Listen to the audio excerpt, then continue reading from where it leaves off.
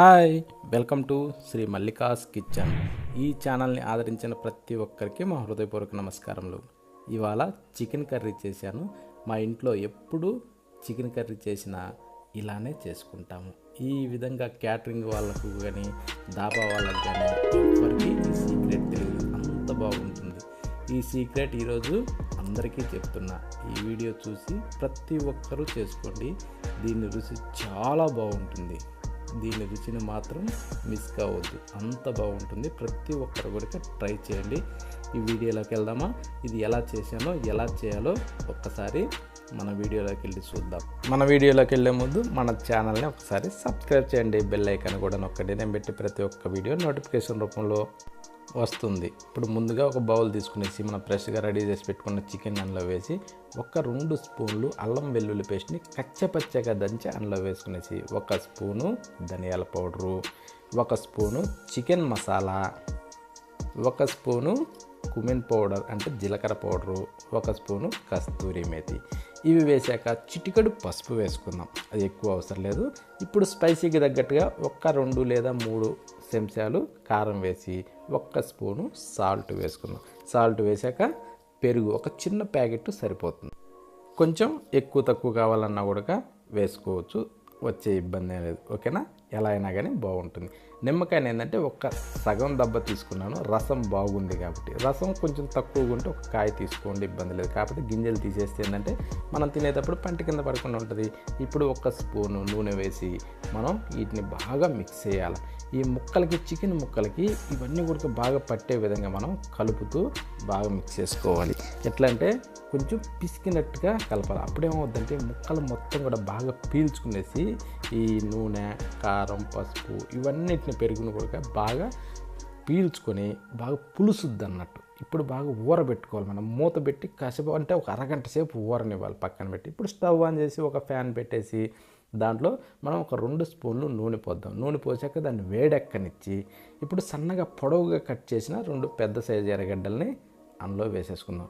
అవి కట్ చేశాక మనం అన్నిటిని విడదీసి అందులో వేసేసుకోవాలి. ఓకేనా? ఇప్పుడు ఏంటంటే మనం వేసాక అటు ఇటు కలుపుతూ మంట మీడియం ఫ్లేమ్లో పెట్టుకునేసి మంచి కలర్ వచ్చేదాకా దీన్ని వేగనివ్వాలి ఈ టైప్లో. ఓకేనా? అది ఎట్లా గోల్డెన్ బ్రౌన్ కలర్ వచ్చేదాకా బాగా వేగనివ్వాలి. అది మాడకూడదు, నల్లగా కాకుండా చూసుకోండి. నల్లగా అయితే చేదు వస్తుంది. ఇట్లా ఈ టైప్లో అంటే ఈ కలర్లో ఉన్నదంటే ఆ రుసే వేరు ఉంటుంది. ఇప్పుడు స్టవ్ ఆఫ్ చేసేసి ఇప్పుడు మనం తీసి ఒక ప్లేట్లోకి వేసేసుకున్నాం. ఓకేనా? ఈ టైంలో స్టవ్ ఆన్లో ఉండిందనుకో కొంచెం మారుతుంది అన్నట్టు. ఇప్పుడు వాటిని బాగా చల్లారనిచ్చి మిక్సీ జారీలో వీటిని వేసేద్దాం. అది చల్లారిన తర్వాత వేసాక ఇప్పుడు మనం ఏం చేద్దామంటే జీడిపప్పులు తీసుకుందాం. జీడిపప్పులు ఏంటంటే నేనైతే ఒక 6 తీసుకున్నాను. మీరు కొంచెం ఎక్కువ తక్కువ కావాలన్నా కూడా తీసుకోవచ్చు. ఇది బలము, మంచి రుచి కూడా వస్తుంది. ఇప్పుడు బాదం పప్పులు కూడా అవి కూడా ఒక 6 తీసుకున్నాక ఇప్పుడు నీళ్ళు, అది కూడా మన ఆప్షనల్. చూసుకుంటూ మనకి ఈ టైప్లో పేస్ట్ కావాలి కాబట్టి చూసుకుంటూ నీళ్ళు పోసుకునేసి ఈ టైప్లో మనం పేస్ట్ చేసుకోవాలి. అది మెత్తగా జారే విధంగా. ఓకేనా? ఇప్పుడు ఈ టైప్లోకి వచ్చాక దీన్ని తీసి పక్కన పెట్టేసుకునేసి ఇప్పుడు మళ్ళీ అదే నూనె స్టవ్ ఆన్ చేసుకునేసి వేడెక్కనిచ్చి బిర్యానీ ఆకు, 1 ఇంచు చెక్క, ఒక 5 లవంగాలు, 3 యాలకులు వీటిని కాస్త అలానేసి ఇప్పుడు ఇందాక మనం ఊరబెట్టుకున్న చికెన్ని దాంట్లో వేసేసుకున్నాం. ప్రతి ఒక్కరు కూడా వీడియోని స్కిప్ చేయకుండా ఆఖరి వరకు చూడండి. ఎలా చేయాలన్నది ప్రతి ఒక్కరికి కూడా అర్థమవుతుంది. ఈ టేస్ట్ ఎవ్వరు కూడా మిస్ అవ్వరు, అంత బాగుంటుంది. ఓకేనా? కాస్త అలా కలబెట్టేసి మనం ఇప్పుడు మూత పెట్టి ఒక 6 నుంచి 8 నిమిషాల సేపు మంట మీడియం ఫ్లేమ్లో పెట్టుకునేసి ఈ టైప్లో ఆయిల్ సపరేట్ అయ్యేదాకా బాగా ఉడకనివ్వాలి చికెన్ని. ఈ ఆయిల్లో ఈ చికెన్ ఎంత బాగా ఉడుకుతుందో దానికి అంత మంచి రుచి వస్తుంది అన్నట్టు. ఇది అసలు మెయిన్ సీక్రెట్, మెయిన్ పాయింట్. ఇప్పుడు ఈ టైప్లో వచ్చినాక అడుగు పట్టకుండా చూసుకునేసి ఇప్పుడు ఇందాక మిక్సీకి పట్టి పెట్టుకున్న ఆనియన్, జీడిపప్పులు, బాదం పప్పులు పేస్టు ఇందులో వేసేసి దీన్ని కూడా కొద్దిగా అలా కలిపేసుకుందాం. కలిపిన తర్వాత ఇప్పుడు మనం ఏం చేద్దామంటే ఒక 7-8 పచ్చిమిరపకాయలు, అవి సన్నవి చిన్న కాయలు అన్నట్టు, మంచి ఫ్లేవర్ ఉంటాయి. ఇప్పుడు ఆ మిక్సీ జారీలో కొద్దిగా నీళ్ళు పోసి అందులో వేసి ఇందాక ఊరపెట్టుకున్న బౌల్లో కూడా కొద్దిగా నీళ్ళు పోసి వేసి రుచికి సరిపడా సాల్ట్ వేసుకున్నాం.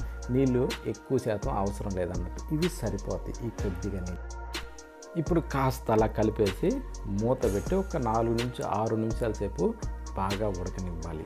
ఆ పులుసు అన్నది మనం మీదకని చేసిన పేస్ట్ ఇవన్నీ కూడా బాగా ఈ టైప్లో మరగాలి. ఆయిల్ సపరేట్ అయ్యేదాకా ఈ టైప్లో మరిగితే ఏంటంటే దీని ఇంకా మరింత రుచి వస్తుంది. చూశారు కదా ఎలా ఉందన్నది, చూస్తేనే నోరు ఊరుద్ది, అంత బాగుంటుంది అన్నది. ఈ టైంలో తిన్నా కూడా అంత పర్ఫెక్ట్గా ఉంటుంది.